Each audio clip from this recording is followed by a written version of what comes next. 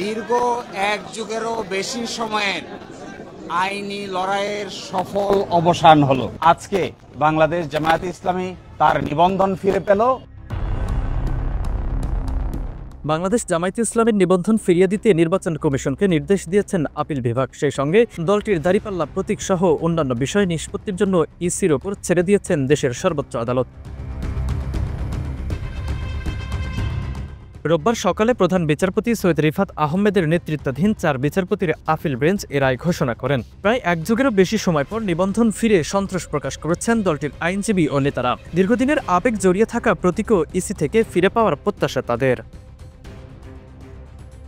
নির্বাচন কমিশনের আইনজীবী তৌহিদুল ইসলাম বলেন, রায় দেখে পদক্ষেপ নেবে ইসি। এক রিট আবেদন নিষ্পত্তি করে 2013 সালের 1 আগস্ট জামায়াতে ইসলামীর নিবন্ধন বাতিল ও অবৈধ ঘোষণা করে রায় দেন হাইকোর্ট। এরপর 2018 সালের 7 ডিসেম্বর জামায়াতে ইসলামীর নিবন্ধন বাতিল করে প্রজ্ঞাপন জারি করে নির্বাচন কমিশন। সেই সঙ্গে দাঁড়িপাল্লা প্রতীকও হারায় দলটি। বিগত আওয়ামী লীগ সরকারের আমলে 2024 সালের 1 আগস্ট জামাত শিবিরকে নিষিদ্ধ করে প্রজ্ঞাপন জারি করেছিল স্বরাষ্ট্র মন্ত্রণালয়। ছাত্র জনতার অভ্যুত্থানে 5 আগস্ট আওয়ামী লীগ সরকারের পতন হয়। 8 আগস্ট অন্তর্বর্তী সরকার গঠিত হয়। এরপর জামায়াতে ইসলামী ও ছাত্র শিবিরকে নিষিদ্ধ করে জারি করা আগের প্রজ্ঞাপন বাতিল করা হয়। সামিউল আলিম, 15 টিভি নিউজ ডেস্ক।